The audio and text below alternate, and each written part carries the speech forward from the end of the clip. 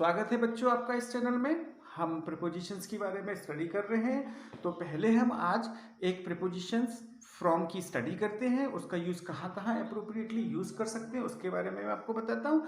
इसके बारे में हम कुछ छोटे छोटे सेंटेंस को कंपोज करना सीखेंगे जो हमने अभी तक पढ़ा ना ग्रामर में। हमने हेल्पिंग वर्ब पढ़ा, हमने बहुत सारी चीज़ें पढ़ा, मॉडल वर्ब पढ़ा, कैन का यूज़, कुड का यूज़, मे का यूज़, माइट का यूज़, ऐसे बहुत सारी चीज़ें पढ़ा। तो अब हम कुछ एक पोर्शन को लेके, हेल्पिंग वर्ब को लेके या प्रोनाउन को लेके, नाउन को लेके हम सेंटेंस कंपोज करना सीखेंगे। आज मैं उसके बारे में भी आपको वीडियो के अंत में बताऊंगा। पहले हम आपको फ्रॉम प्रीपोजिशंस की ओर लेके जा रहे हैं कि फ्रॉम का यूज़ हम कहाँ कहाँ सेंटेंस में करते हैं। देखते हैं कि फ्रॉम का यूज़ हम कहाँ कहाँ करते हैं। तो बच्चों, सबसे पहले हम फ्रॉम का यूज़ किसी स्थान से के रूप में करते हैं। कहाँ से?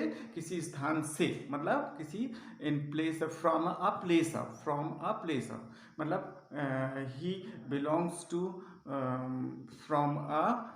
फ्रॉम यूएसए, मतलब वो यूएसए से बिलोंग करता हो। He is coming from Germany, he is coming from Bhopal, he is coming from Chhindwara, he is coming from village, ऐसे करके हम यूज़ करते हैं। तो किसी स्थान से, कहाँ से? पहला यूज़ क्या हुआ?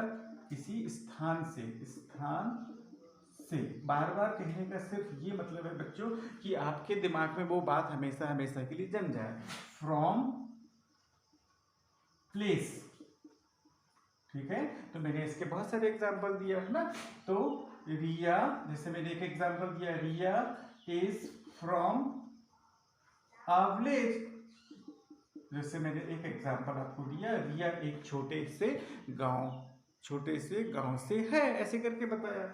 देखिए, और दूसरा जो है, अशोक इज फ्रॉम भोपाल, ऐसे करके बताया। और ऐसा बहुत बड़े बड़े एग्जाम्पल ले सकते हैं आप, है ना। Mister Sharma is from USA, ऐसे करके हम फ्रॉम प्लेसेस के बारे में बता सकते हैं। चलिए दूसरा यूज लेते हैं। तो दूसरा यूज होता है किसी समय से, फ्रॉम टाइम। कहाँ से? फ्रॉम टाइम से, किसी समय से, ठीक है। समय से मतलब किसी स्टार्टिंग टाइम से फिर कंटिन्यू। जैसे Ravi does his work from morning to evening, ऐसे करके हम बता देते हैं, सवेरे से शाम तक। फ्रॉम 10 o'clock, एक एग्जाम्पल दिया मैंने आपको, आपकी बात समझ में आ गई होगी। कहाँ से कहाँ? From May to January, from, and he has been doing his job from May से वो काम कर रहा है, तो वो समय से आ गया ना। He has been doing his job from 1986, वो अभी भी काम कर रहा है, 1986 से लगातार वो अपना काम कर रहा है। तो ये दो यूज हुए। तीसरा यूज मैं बताता हूँ आपको, किसी स्रोत से, means from some sources.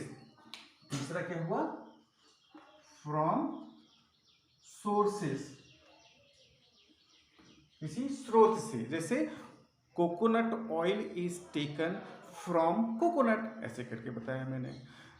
Metal is extracted from ओर, तो ओर जो होता है अयस्क होता है, बहुत सारी मेटल का मिश्रण होता है और उसमें से फिर एक मेटल को निकालना, मतलब बहुत सारों में से एक को निकालना, ठीक है, किसी स्रोत से।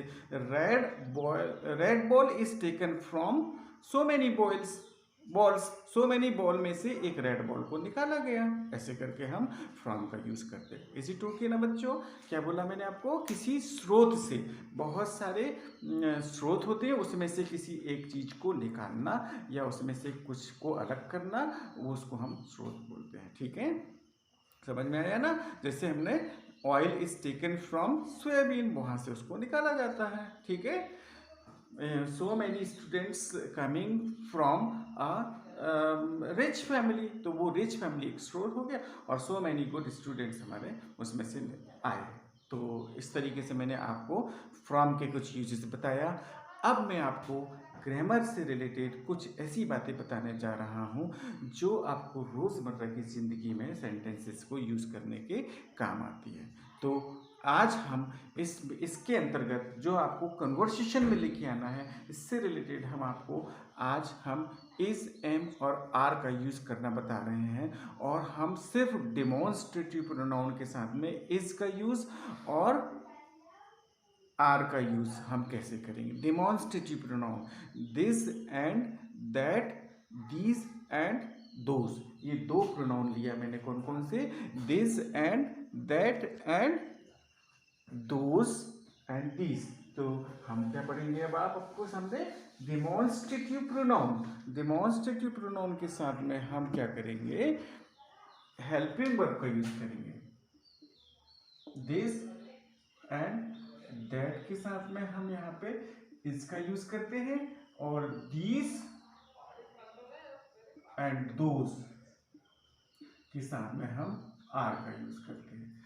ठीक है। दिस, अब सेंटेंस कंपोज करने के लिए हमारे पास में जो रिक्वायर्ड है, ये सारी चीज़ें मैंने आपको बताया हूँ, लेकिन हम बोल नहीं रहे हैं, हम टॉकिंग नहीं कर रहे हैं, हम उसको यूटिलाइज नहीं कर रहे हैं। तो हम यहाँ पे दिस या दैट लगा के इसके साथ में हम हेल्पिंग वर्ब इसका यूज कर रहे हैं, फिर हम ऑब्जेक्ट का यूज कर रहे हैं, और फिर हम यहाँ पे सी का यानी कि कॉम्प्लीमेंट का यूज कर रहे हैं। जैसे देखिए, दिस इज माई पर्स, ऐसे करके बोल, दिस इज माई पर्स। अब आप इस तरीके के बहुत सारे सेंटेंसेस आप एक दूसरे से कन्वर्सेशन करके बता सकते हैं। दिस इज माई पेन, जो पास वाली वस्तु है, जो आपके नियरेस्ट टू है, जिस पे आपकी नज़र आके थम जाती है, वो बिल्कुल पास में, सराउंडिंग में। You don't have to raise your head here and there, don't turn your eyes so long distance. आपको बहुत दूर दूर तक अपनी आंखों को नहीं बताना, और इसे डिमॉन्स्ट्रेट करके आपको कोई थिंग्स को बताना है, तो आप वहाँ पे दिस इज और दीज आर के साथ में आप उसको यूज़ कर सकते हैं ना। इसी के साथ में यदि हम पास वाली वस्तु को दीज के साथ में हम आर का यूज़ करें, दीज आर माई बुक्स, ऐसे करके हम आप मैं बता रहे हैं, इंडिकेट करके बता रहे हैं, तो वहाँ पे हम दीज आर माई बुक्स करके बताएं। दीज आर माई टॉयज़, ये सारे मेरे टॉयज़ हैं, डोंट टच इट, इसको नहीं छीना है।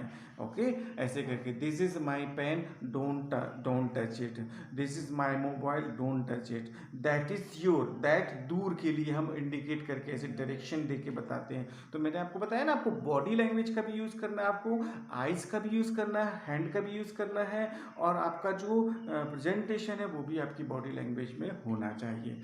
तो आपने अभी इस वीडियो में आपने दिस, दैट, दीज एंड दोस्त का यूज़ हम दूर वाली वस्तुओं के लिए, बहुत सारी वस्तुओं के लिए डेमॉन्स्ट्रेट करने के लिए यूज़ करेंगे। दोज आर माई बुक्स, वो दूर रखी हुई है, हम उसको डेमॉन्स्ट्रेट करके बता रहे हैं, वो मेरी बुक्स हैं, डोंट टच देम, उनको मत छुओ, ऐसे बहुत दूर की जो वस्तु। Those boys are playing in the playground, वो वहाँ खेल रहे हैं, वो बच्चे वहाँ खेल रहे हैं। These are the students from class 9th, ये सब जो बच्चे हैं वो 9th क्लास के पास में ही खड़े हैं, उनको डिमॉन्स्ट्रेट करके हमने बता दिया। तो आज के इस वीडियो में हमने क्या पढ़ा? दिस एंड दैट का यूज़, जो दिस का यूज़ एक सिंगुलर के लिए, पास वाली वस्तु के लिए, और दैट का यूज़ सिंगुलर जो एक वस्तु है और थोड़ी सी दूर डिस्टेंट पे है। इसी तरीके से दीज जो पास वाली वस्तु है, और उसी तरीके से दोस्त जो दूर ने, बहुत सारी वस्तुएं जो दूर है उसको यूज़ करने के लिए, उसको डिमॉन्स्ट्रेट करने के लिए हमने इसका यूज़ करना सीखा। आप इनका यूज़ करिए सेंटेंस में, आप इसमें घर में आप बहुत सारे जो भाई बहन हैं इनका इसमें आप एक दूसरे से कन्वर्सेशन करने के लिए इनका यूज़ करिए। इंडिकेट करते जाइए, डिमॉन्स्ट्रेट करते जाइए, बताते जाइए, ये मेरा है, ये उसका है। अगर आपको नेगेटिव बोलना तो दिस इज के साथ में नॉट लगा दीजिए, दीज आर के साथ में नॉट लगा दीजिए, तो वो नेगेटिव हो जाएगा। These are not yours, these are mine, ऐसे करके हमने, तो वो सारी चीज़ें हमने अभी स्टडी कर लिया है। अब आप इनका यूज़ करना सीखिए।